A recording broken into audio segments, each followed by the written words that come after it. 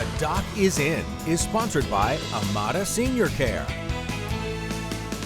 We're happy to have Chief Medical Contributor Dr. Ryan Stanton back with us in studio this morning. We are talking about the topic everyone's talking about, the heat. I think it's a rule. When it's this hot or in the winter when it's that cold, the docs have to talk about this type of thing. In fact, the most common question I always get is how long does it take for heat-related illness to kick in?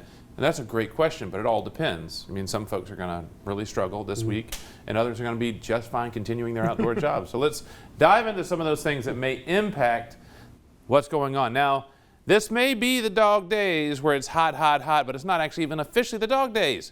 I mean, summer doesn't even start until tomorrow, and the dog days are considered the end of July and through August when it just gets stifling and hot and humid out there. Well, we're in it right now. That means increased risk of heat-related illness. And so there are a number of things that you can consider that will impact the potential for this heat-related illness. First and foremost, obviously, is going to be the temperature that we're dealing with. How hot is it, that ambient temperature? But even more importantly, especially around here, is what is that humidity that we're putting in there? How much putting those two together really impacts. How much sun versus shade, being in direct sunlight versus being in the shade. The temperature may still be the same, but the impact is very different. How much wind is involved? Are we actually blowing off some of that heat, especially that from around us?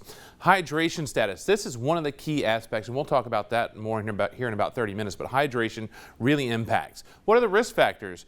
Age, medication, pre-existing conditions, many things that can impact your potential risk factors. So each person is very different with their potential risk factors. Acclimatization. Are you used to being out in these types of temperatures? Those south of us, states south of us, very different. They're used to these types of temperatures. Northeast, not very much, and there's more risk associated. So being outside and acclimatized is very different. So keeping in mind that there are a lot of factors that are going to play into what your risk factors are. The big thing is if you're not used to being out working in these types of environments, take advantage of taking some time away, being inside. We're actually going to talk about 30 minutes, some of the tips that you can do, 3 things that I think can really impact your chances of really tolerating the next number of hot days here in the Bluegrass. And it's certainly, it's nothing to take as a joke. This can get out of control quickly if you don't take it seriously. This will be deadly across this country. There will be lives lost and significant injuries because of this heat wave, and we'll see more throughout the country. It happens every single year, temperature extremes impacting us, and you got to take the steps. The risk is relatively low, but it's not zero, and so you don't want to be that number. Well, stick around, Doc. You have those tips coming up at the bottom of the hour. Before that, though, we have more news coming up after the break.